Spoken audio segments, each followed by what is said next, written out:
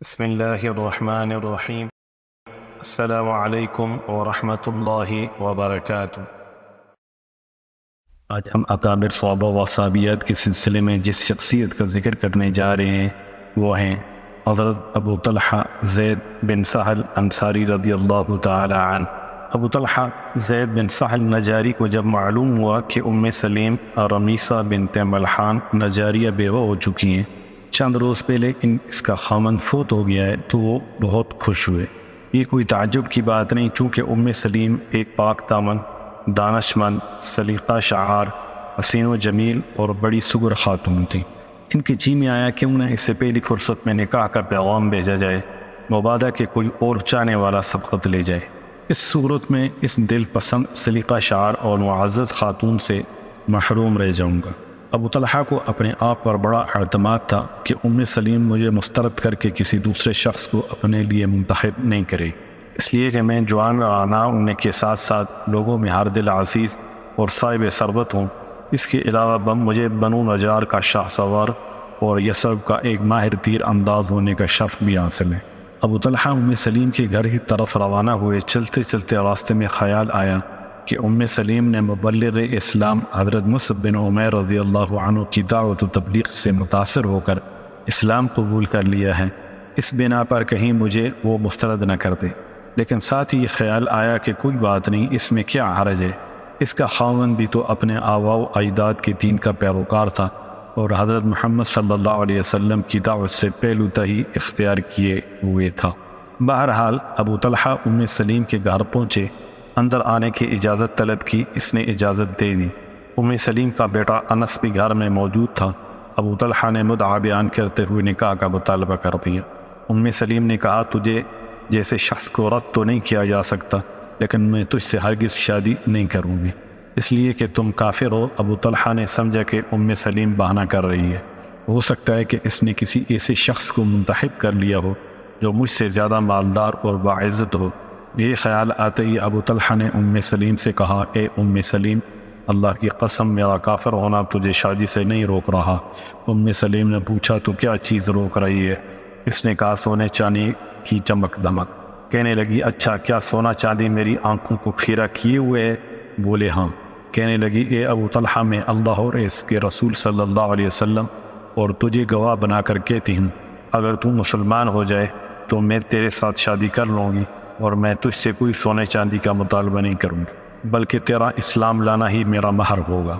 ابو طلحہ سلیم کی یہ بات سن کر سوچ میں ڈوب گیا۔ فوراً ذہن اپنے اس بت کی طرف پلٹا جسے اس نے بہت عمدہ لکڑی سے تیار کروایا تھا، اور یہ بت اس کے لیے مخصوص تھا، جیسا کہ اس قوم کے سرداروں میں رواج تھا کہ ہر سردار اپنے لیے نہایت عمدہ، نفیس اور اعلیٰ قسم کی لکڑی سے بت تیار کرواتا۔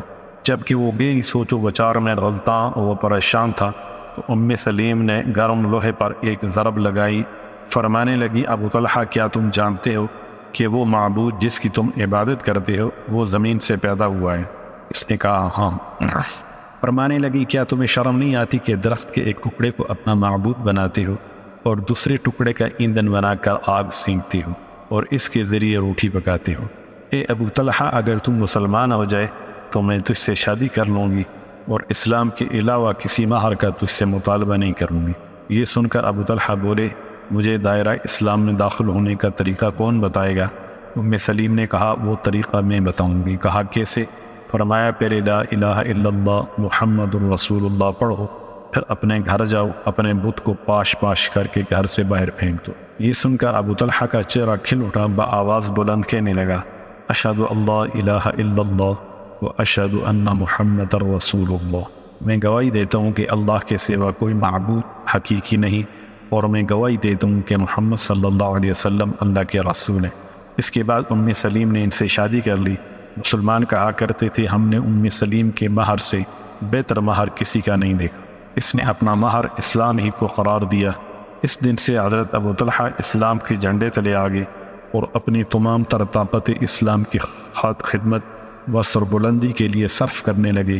آپ ان 70 خوش نصیب اشخاص میں سے تھے جنہیں رسول اللہ صلی اللہ علیہ وسلم کے ہاتھ پر بیعت عقبہ کرنے کا شرف حاصل ہوا تھا، اور ان کی ہمراہ ان کی بیوی سلیم بھی اس کار خیر میں شریک تھی، اور یہ 12 نقیبوں میں سے تھے جنہیں رسول اکرم صلی اللہ علیہ وسلم نے یثرب میں آباد مسلمانوں کی حفاظت، نگہبانی اور خدمت کے لیے امیر مقرر کیا تھا۔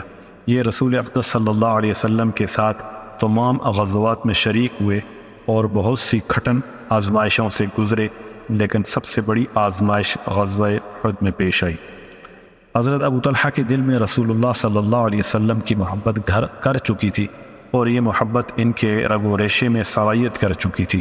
نوبت یہاں تک پہنچ چکی تھی کہ آنکھیں دیدار مصطفیٰ سے سیر نہ ہوتیں، اور دل آپ کی شیریں کلامی سے لطف اندوز ہونے کا ہر دم مشتاق رہتا۔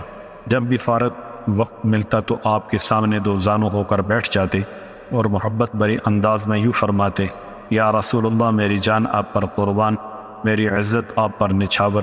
غزوہ احد میں ایک وقت ایسا آیا کہ مسلمان پسپا ہو کر رسول اکرم صلی اللہ علیہ وسلم سے مجبوراً کچھ فاصلے پر چلے گئے۔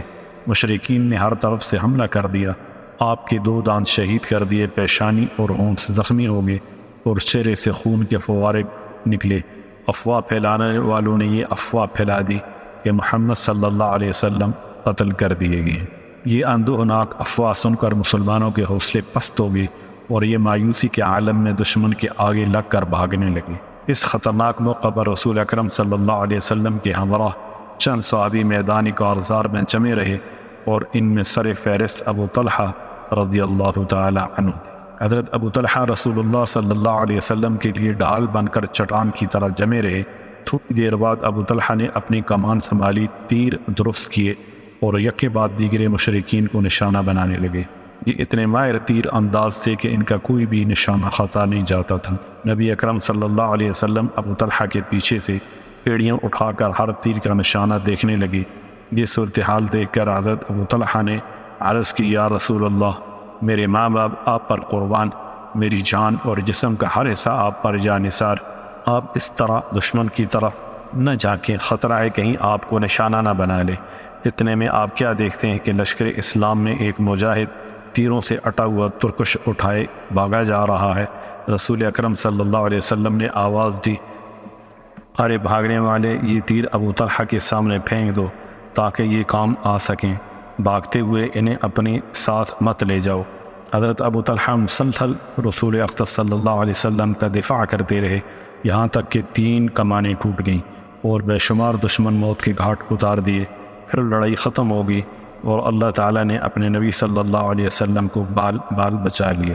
جیسا کہ حضرت ابو طلحہ دوران جنگ اللہ کی راہ میں اپنی جان نثار کر دینے کے سلسلے میں سخی تھے، اسی طرح راہ خدا میں اپنا مال خرچ کرنے میں سخاوت کے دھنی تھے۔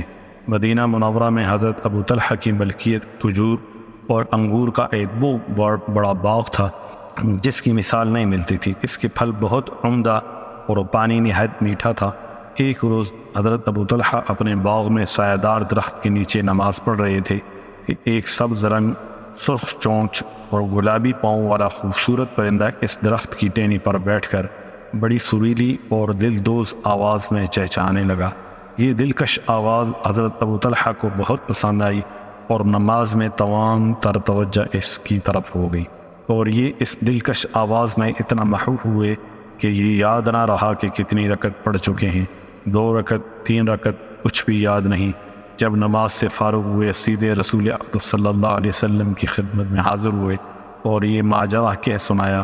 باغ کے دل فریب منظر، پرندے کی دل سوز آواز، پودوں کی بھینی بھینی خوشبو سے نماز میں پیدا ہونے والی غفلت کا شکوہ کیا، اور ساتھ ہی یہ اعلان کر دیا: یا رسول اللہ، گواہ رہنا، میں نے یہ دل پسند باغ اللہ کے لیے وقف کر دیا، اب آپ اپنی پسند کے مطابق جہاں چاہیں اسے صرف کر دیں۔ حضرت ابو طلحہ نے روزے دار اور مجاہد کے روپ میں تمام زندگی بسر کی۔ جب موت آئی اس وقت بھی آپ روزے کی حالت اور جہاد کے سفر پر تھے۔ رسول اقدس صلی اللہ علیہ وسلم کے وصال کے بعد 30 سال زندہ رہے، ایام عید کے علاوہ کبھی روزہ نہیں چھوڑا، لمبی زندگی پائی، بڑھاپا بھی جہاد کی راہ میں رکاوٹ نہ بن سکا، دین الہی کے غلبے اور اعلائی کلمت اللہ کے لیے دور دراز سفر کرتے رہے۔ حضرت عثمان بن عفان رضی اللہ عنہ کے دور خلافت میں مسلمانوں نے ایک جنگ کے سلسلے میں بحری سفر اختیار کیا تو حضرت ابو طلحہ بھی لشکر اسلام کے ساتھ روانہ ہونے کے لیے تیار ہونے لگے۔ بوڑھے باپ کو تیار ہوتا دیکھ کر بیٹوں نے کہا: ابا جان اللہ آپ پر رحمت کرے، آپ اب بوڑھے ہو چکے ہیں۔ آپ نے رسول اقدس صلی اللہ علیہ وسلم، حضرت ابو بکر، حضرت عمر کے ہمراہ بہت جنگیں لڑیں۔ حضرائے کرم آپ آرام کریں، اب ہماری باری ہے، ہم آپ کی جانب سے لڑیں گے۔ بیٹوں کی بات سن کر فرمانے لگے، بیٹو سنو، اللہ تعالیٰ کا ارشاد ہے، انفروا خفافا وثقالا وجاہدوا باموالکم وانفسکم فی سبیل اللہ۔ ہلکے اور بوجھل نکل کھڑے ہو اور اپنے مال اور جان سے اللہ کی راہ میں جہاد کرو۔ اس نے ہم سب کو جہاد کے لیے نکلنے کا حکم دیا ہے۔ عمر کی کوئی قید نہیں لگائی اور لشکر اسلام کے ساتھ جہاد کے لیے روانہ ہو گئے۔ یہ عمر رسیدہ ابو طلحہ لشکر اسلام کے ساتھ کشتی پر سوار سمندر کے بست میں مصروف سفر تھے کہ شدید بیمار ہو گئے اور دیکھتے ہی دیکھتے اپنے خالق کے حقیقی سے جا ملے۔ مسلمان ابو طلحہ کو دفن کرنے کے لیے کسی جزیرے کی تلاش کرنے لگے، لیکن انہیں 7 دن کے بعد جزیرہ نظر آیا۔ ان 7 دنوں میں حضرت ابو طلحہ کی لاش تر و تازہ رہی، یوں معلوم ہوتا تھا جیسے آرام کی نیند سو رہی ہیں۔ سمندر کے دامن میں اہل خانہ اور وطن سے دور، خاندان اور گھر سے دور حضرت ابو طلحہ رضی اللہ عنہ کو دفن کر دیا گیا۔ یہ دوری انہیں کوئی نقصان نہ دے گی، کیونکہ یہ اپنے اللہ سبحانہ و تعالیٰ کے قریب تر ہیں۔ والسلام علیکم ورحمۃ اللہ وبرکاتہ۔